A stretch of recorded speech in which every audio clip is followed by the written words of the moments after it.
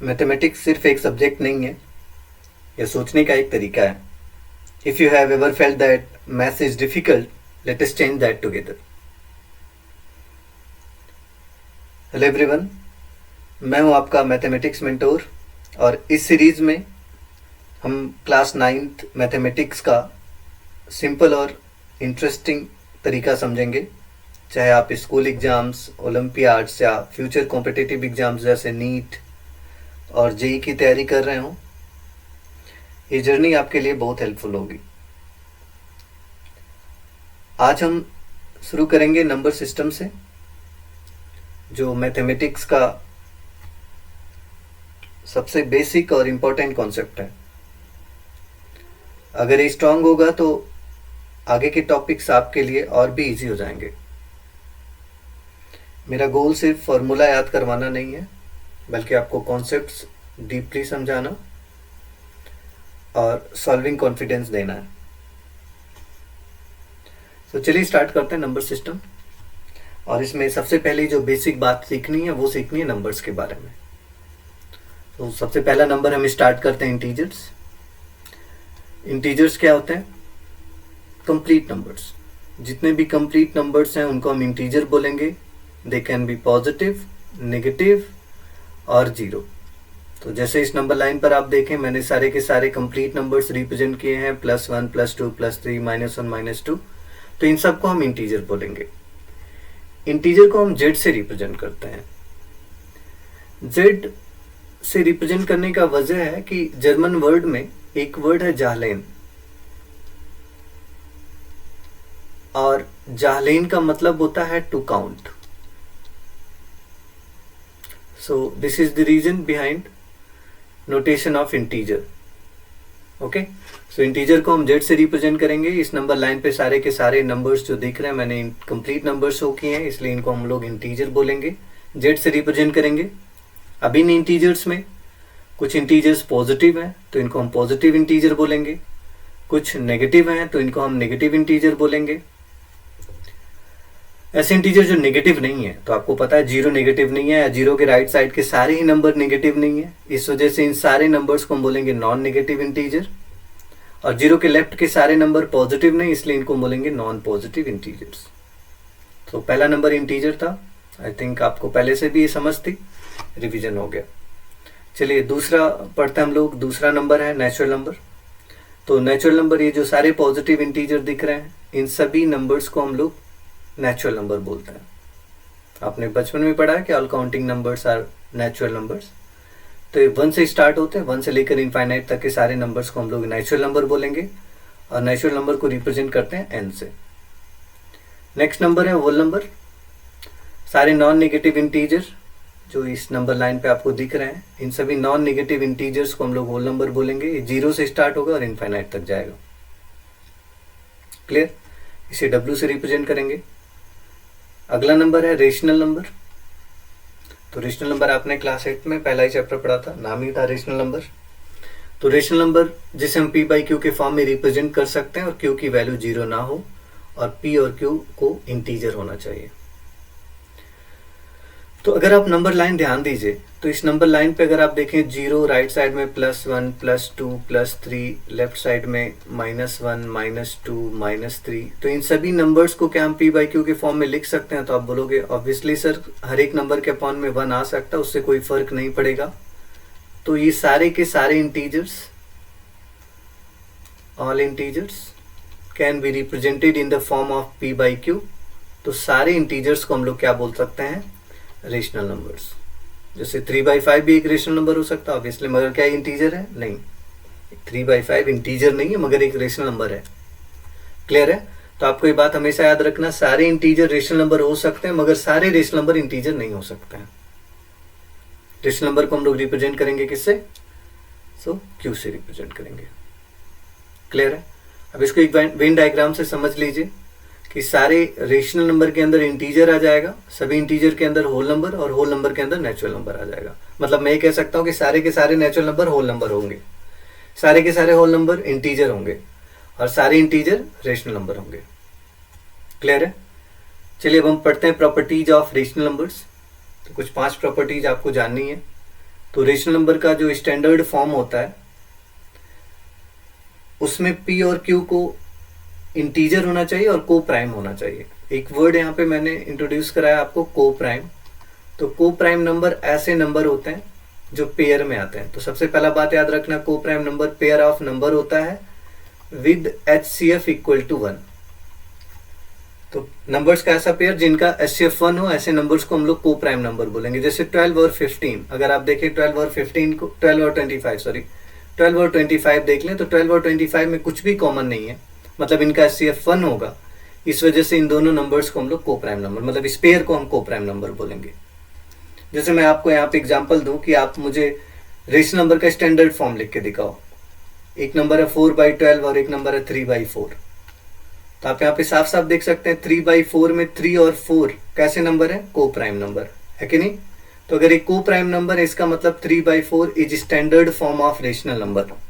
मगर यहीं पर अगर आप देखें तो 4/12 में 4 और 12 को प्राइम नहीं है, क्योंकि इनका सिर्फ 4 होगा, इन दोनों में 4 कॉमन है। तो क्योंकि 4 कॉमन है इसलिए स्टैंडर्ड फॉर्म नहीं है। हाँ, इसको आप स्टैंडर्ड फॉर्म में बना सकते हो। अगर 4 से कट करो, 4 1 जा 4, 4 3 जा 12, तो 1/3 स्टैंडर्ड फॉर्म है रेशनल नंबर का।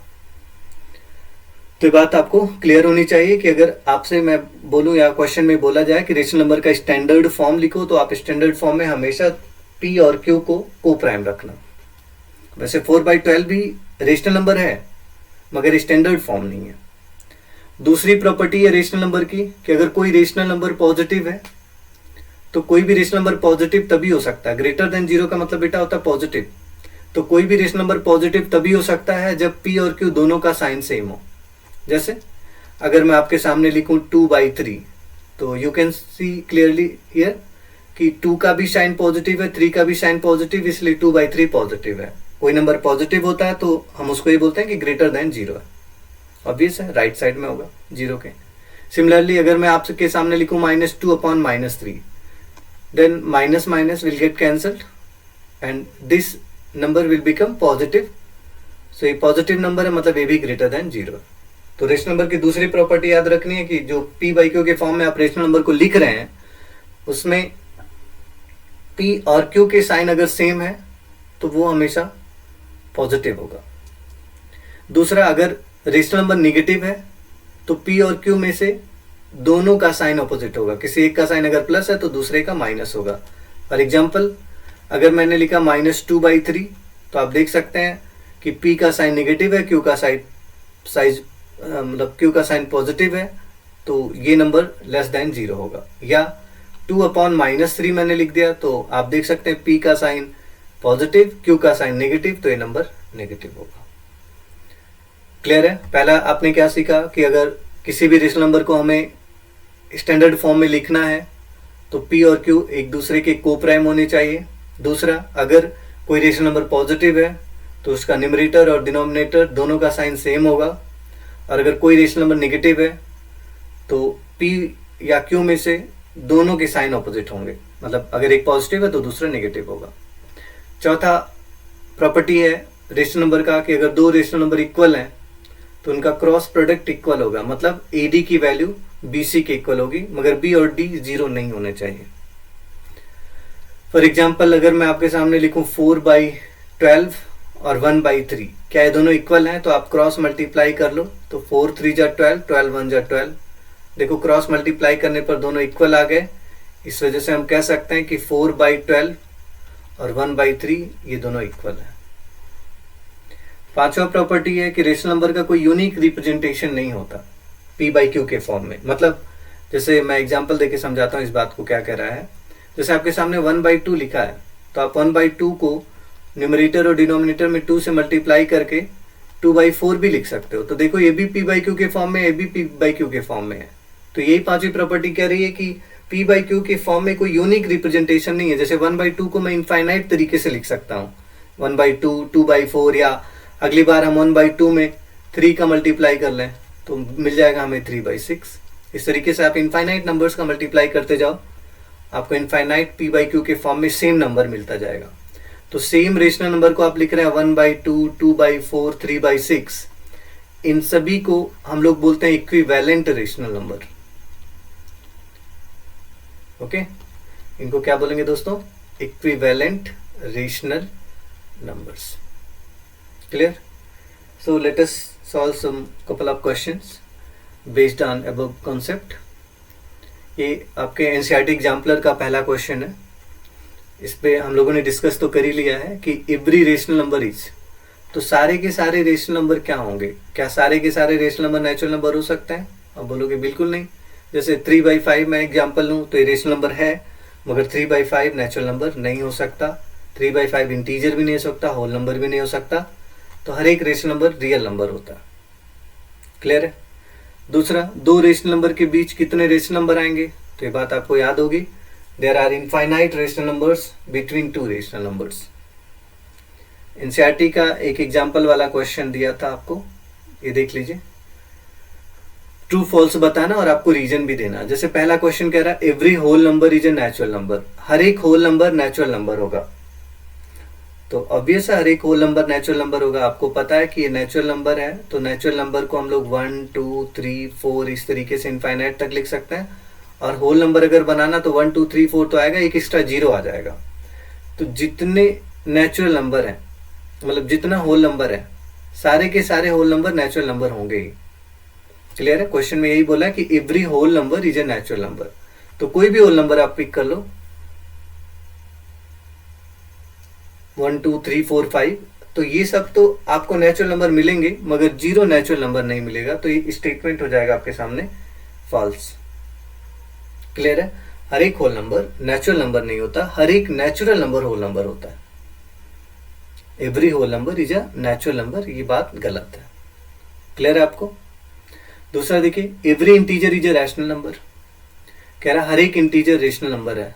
तो जो आपने डायग्राम अभी बनाया था कि ये अपने पास है नेचुरल नंबर, फिर ये है अपने पास होल नंबर, फिर होल नंबर आ जाता है आपके पास इंटीजर के अंदर, और पूरा का पूरा आ जाता है किसके अंदर? रेशनल नंबर के अंदर। तो बोला कि क्या every integer is a rational number, हर एक इंटीजर रेशनल नंबर होगा। ऑब्वियस है सारे के सारे इंटीजर, कोई भी इंटीजर ले लो, सारे के सारे रेशनल ही मिलेंगे, क्योंकि सबको हम p/q के फॉर्म में रिप्रेजेंट कर सकते हैं। तो ये ट्रू है। Every rational number is a integer, सारा का सारा रेशनल नंबर इंटीजर के अंदर आ सकता है, ये बात गलत है। तो ये वाला फॉल्स हो जाएगा। जैसे अगर मैं आपसे बोलूं 2/7 क्या इंटीजर है, तो आप बोलोगे ऑब्वियसली नहीं, ये तो रेशनल है मगर इंटीजर नहीं हो सकता। क्लियर है?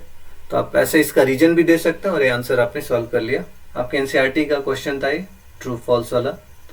अब आपके एनसीईआरटी का एक्सरसाइज 1.1 का ये पहला क्वेश्चन है, क्या जीरो रेशनल नंबर है? क्या आप इसको p/q के फॉर्म में रिप्रेजेंट कर सकते हैं? तो आप देख ही सकते हैं, जीरो को हम लिख सकते हैं 0/1, मतलब ये p/q के फॉर्म में लिखा जा रहा है। और यहाँ पे q जीरो नहीं होना चाहिए, p तो जीरो हो ही सकता है। p के बारे में कुछ कमेंट नहीं करा था उसने, तो p तो जीरो हो ही सकता है। तो ऑब्वियसली जीरो एक रेशनल नंबर है, तो इसका आंसर हो जाएगा s, it is a rational number. और क्या हम इसको p/q के फॉर्म में रिप्रेजेंट कर सकते हैं? तो ऑब्वियसली p/q के फॉर्म में रिप्रेजेंट कर रहे हैं, और q जीरो नहीं है। क्लियर? फिफ्थ क्वेश्चन देखिए। फिफ्थ क्वेश्चन आपके एनसीईआरटी का ही है। State whether following statement are false or true, give your reason for your answer. तो रीजन भी देना। कह रहा है कि every natural number is a whole number, क्या हर एक नेचुरल नंबर होल नंबर होगा? तो आप बोलोगे ऑब्वियसली नेचुरल नंबर 1 2 3 होता है, तो कोई भी नेचुरल नंबर पिक करो, वो होल नंबर के फॉर्म में तो आ ही जाएगा। 1 अगर मैं आपसे बोलूँ नेचुरल नंबर है, ऑब्वियसली क्या होल नंबर है? हाँ, 1 नेचुरल भी है, होल भी है। कोई भी नेचुरल नंबर पिक करोगे वो होल नंबर तो होगा ही। तो ये करेक्ट है, मतलब ये स्टेटमेंट ट्रू है। दूसरा, every integer is a whole number, सारे के सारे इंटीजर होल नंबर होते हैं? नहीं, सारे के सारे इंटीजर होल नंबर नहीं होते, सारे के सारे होल नंबर इंटीजर हो सकते हैं, क्योंकि इंटीजर तो -2 हो सकता है, मगर क्या -2 होल नंबर होगा? ऑब्वियसली नहीं। तो कह रहा है every integer is a whole number, तो ये बात फॉल्स है। Every rational number is a whole number, सारा का सारा रेशनल नंबर होल नंबर होगा? ये भी इम्पॉसिबल है, सारा whole number. Every rational number is whole number, सारे के सारे रेशनल नंबर, जैसे 2/3 मैंने लिख दिया, तो 2/3 एक रेशनल नंबर है, मगर ये होल नंबर नहीं है। तो every rational number is a whole number, ये फॉल्स स्टेटमेंट है। ओके, सो आज के क्लास में ये सारी बातें हम लोगों ने डिस्कस किया। नेक्स्ट क्लास में हम लोग decimal representation of rational numbers discuss करेंगे। Thank you.